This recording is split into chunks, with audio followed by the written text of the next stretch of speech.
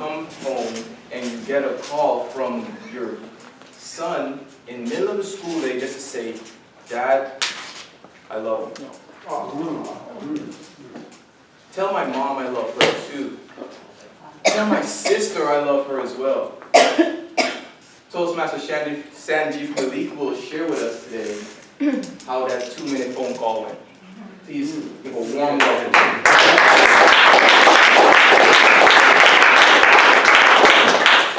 Good morning, Toastmasters. Good morning. As most of you know, I was in India before I came here about 25 years back, and my son was born here. So my son is an American son, but I'm not an American dad. I had high expectations for my son, as it happens in our country, you have to perform well, you have to be disciplined, you have to study and all that stuff. And American dads supposed to do baseball,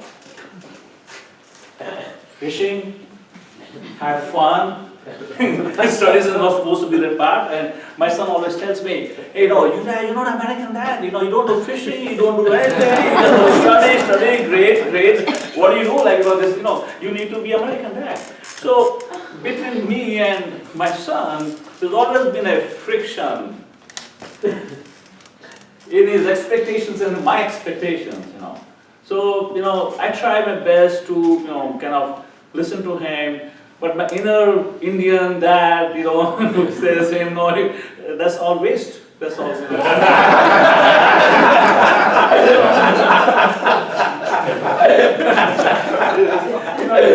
These guys are stupid, These are millennials, lazy guys, expect everything.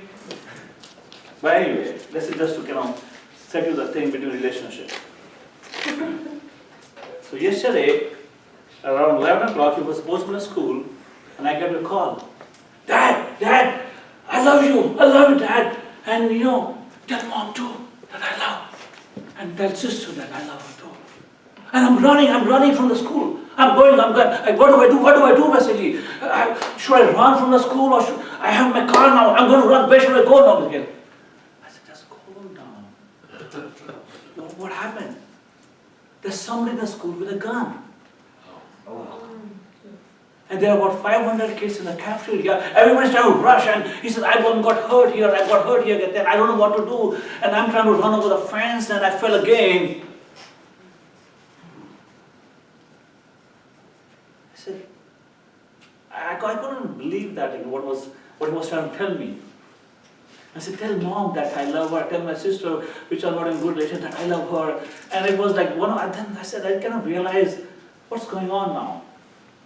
I said, everything okay? No, everything is not okay. I have to run. I'm going. Where should I go? Where should I go now? I said, just stay where you are. Let me come to the school. I was in a pop car. I said, let me drive to the school. He said, don't come here. There are helicopters everywhere, and there are police everywhere, and don't even come here. I have to run away. I said, and then the phone dropped. So you can imagine, with all things going on in today's life, suddenly you are in a different mode. I try to put on my phone on and try to see what's going on. I try to call the school.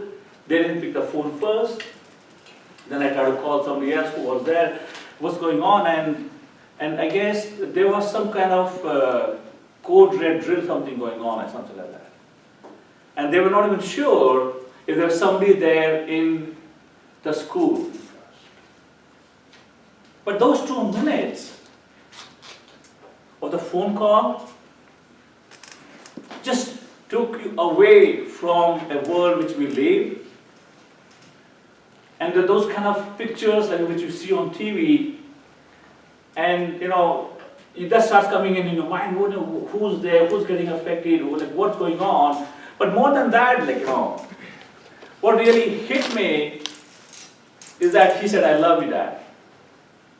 And that the tone of that voice, that thing, the fear, in that thing, I know, it's just hard to describe, and and I'm trying to say, I don't know how to react back.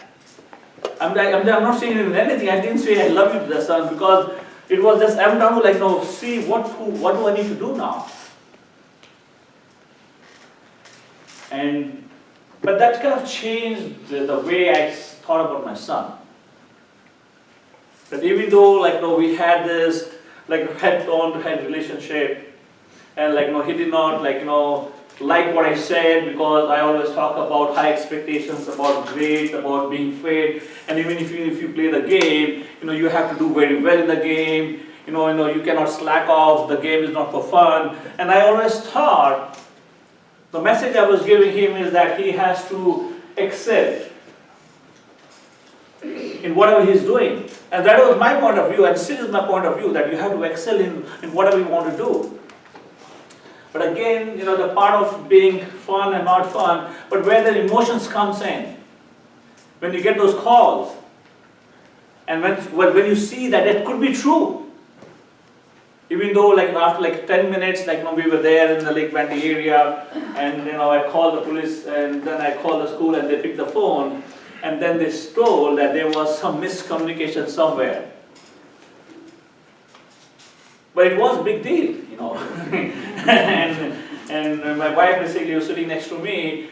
She's basically traveling and seeing what's going on, what's going to my son, and that kind of feeling coming in. But that was not in me, I did not feel that same way. I was not trembling. I was, But it just shows that sometimes even your kids don't love you, or you feel they don't love you for whatever reason. There's always a bond, deep bond somewhere.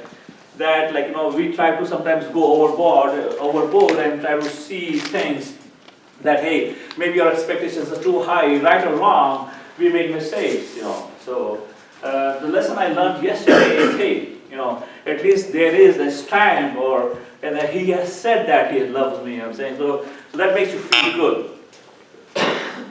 And I think, after saying that, I think I'm a charismatic dad here,